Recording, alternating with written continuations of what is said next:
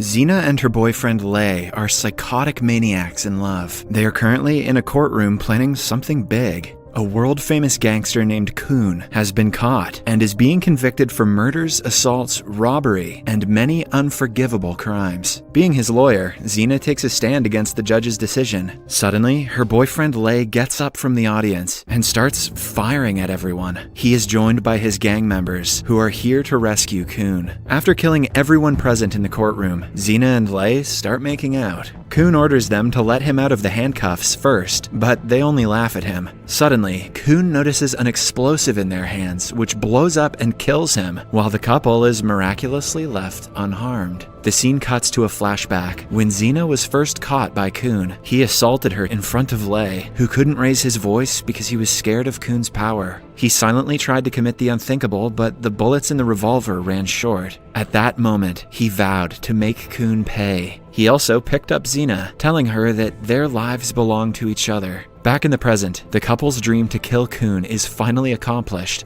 Outside, a SWAT team is waiting for the hearing to end. Their only job is to escort Kun out until Captain Gu hears a gunshot. Without waiting for official orders, he makes his way inside with his team. They get into an intense shootout with Lei's men. Zina pretends to be a damsel in distress and then stabs Gu in the back, but he manages to save himself and catch both Zina and her boyfriend. Ultimately, Lei sets off another explosive that kills him and blinds Gu forever. Zina, on the other hand, cries while holding her boyfriend's body. While being arrested, she vows to avenge his death by killing everyone Gu loves. In the following scene, Gu is told that he will never be able to see again. His only family is his daughter and his brother-like friend, Yan. They help him to the best of their abilities, but the trauma caused by the incident haunts Gu every night. The public blames him for all the deaths because he is the only SWAT personnel who came out alive from the court. Because of public pressure, he also loses his job. For the first week, Gu goes crazy and starts breaking things in the house. His daughter Sia keeps him sane most of the time, but in her absence, he can hardly think or work. Eventually, her playing the violin becomes his only way to relax. As days pass, Gu starts to heal. He also begins working on his hearing and other senses now that he can no longer see. One day, he surprises Sia by catching a ball thrown toward him.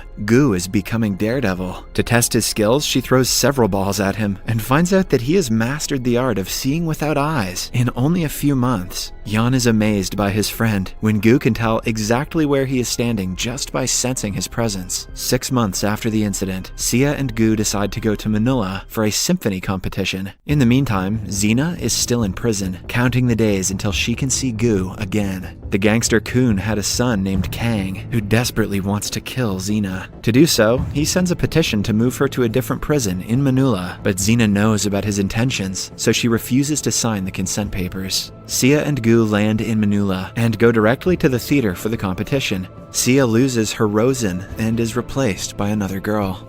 When she is alone backstage, a group of men forcefully drag her to their car. Gu senses that his daughter is not among the performers and gives her a call. She picks up, but Gu only hears the sound of her screams. He runs to the parking lot, but is seconds too late to catch the vehicle. After that, he quickly makes a call to the police. A few hours later, Gu is told that Sia's deformed dead body has been found near a river. She was attacked with acid and left to die. To identify the body, Gu touches her hand and discovers that it is not his daughter. Sia has been playing violin for over 10 years, and her fingers have thick calluses on them. This body doesn't have anything of such sort, which proves that she is still alive. Gu explains everything to the police officer, but the man refuses to believe him. He says the ID card found in her pocket is enough evidence, and no further actions will be taken. In a fit of rage, Gu attacks the officer, and the incident is broadcasted live on TV. Meanwhile, in prison, Zina sees the news and is delighted to see Gu suffering. After discovering that he's in Manila, she signs the consent form to be transferred to a prison there. In the next scene, she is masked, chained, and surrounded by many guards while on the way to the new prison. Suddenly, the vehicle stops, and Zina comes out with a gun in her hand, having killed everyone inside in less than a minute. She also ambushes all the guards following them, and eventually escapes. When Kang finds out about the escape, he kills a guard in anger. He orders more men to find her as soon as possible, assuming that his father will only attain peace when she dies. Somewhere else, Gu is in handcuffs being told that his daughter is definitely dead. He realizes that the police are not going to help him, and instead send him back home. Hence, when he gets the chance, he knocks out 2 of them and tries to escape. What he doesn't know is that Xena had been sitting in the front seat, waiting for him to do just that. Instead of killing him instantly, she pretends to be a good police officer who will help him find his daughter.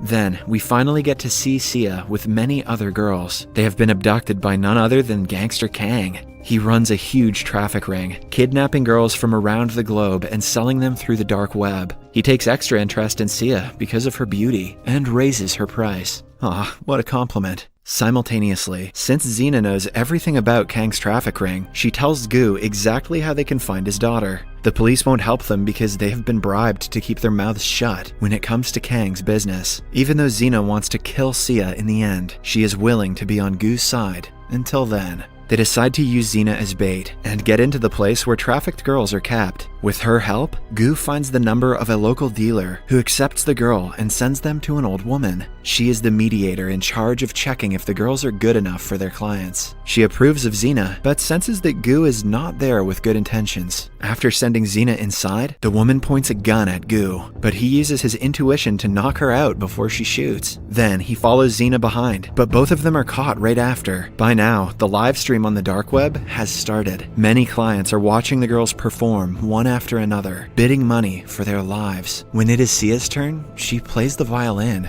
beautifully. Kang turns the live stream off, wanting the girl all for himself, but when he tries to touch her, she attacks him. Kang promises to teach her a lesson tomorrow and increases her price by 6 million yuan. Somewhere else, Xena is hung upside down, and Gu is bound by a chained collar. Kang's partner Beth comes to taunt Xena and remind her of her boyfriend's death. When Xena in turn makes fun of her, she is drowned until she gets dizzy and then brought back up. Gu manages to break his handcuffs, but is easily overpowered by the gangsters. When Beth walks out for some time, he manages to turn the fight around and kill every one of them. He also breaks the water tank and saves Xena's life. Beth tells Kang that she has caught Xena, but upon returning to check up on the prisoners, both Xena and Gu are ready to attack her. She is held hostage and asked to reveal where Sia is. The woman only opens her mouth once a glass shard is held to her neck. She doesn't know which one is Gu's daughter, but all the girls kidnapped within the last week are with a man named Mai, who is also Kang's right-hand man. Suddenly, the police inspector, Rama, arrives at the scene with his squad. Before Beth is caught, Xena pushes her, making the glass shard go deep into her throat and kill her.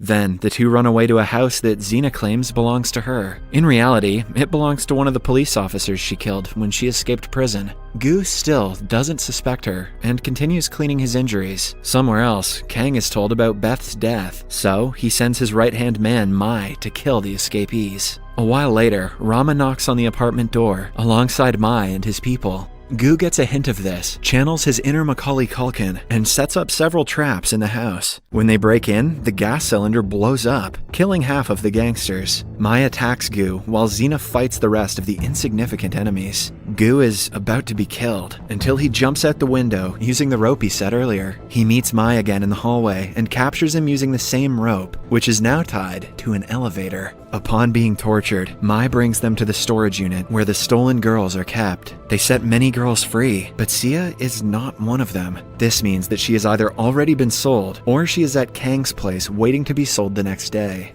At the police station, Yan arrives and inquires about progress Rama has made in the case. When Rama refuses to share information, he goes looking for his friend on his own. Meanwhile, Gu holds Xena at knife point and asks her to reveal who she is. It turns out that he sensed the smell of a rotten corpse in the apartment that Xena claimed was hers. She simply smiles and says the same words she said when her boyfriend died. Gu registers who she is and calls her a crazy woman. Before they talk further, Yan arrives and points a gun at Xena. She quickly kills Mai to be the only person who knows where Sia is. If they kill her at this point, they might never get to see Sia, which gives her an advantage. Xena orders Gu to choose between his friend and his daughter. If he chooses the latter, he will have to kill Yan at this instant. Without hesitating, Gu chooses his daughter and stabs Yan, but not deep enough to kill him. After that, the partners sit down inside a car and talk about their pasts. Xena reveals that she was sold to a gang by her father, who she killed years later. Ever since her birth, her only family had been her late boyfriend, which is why she wants to kill Gu in front of his daughter and turn her into a person just like her. Gu acknowledges that it is an ultimate punishment, but he needs her help to get to his daughter in the first place.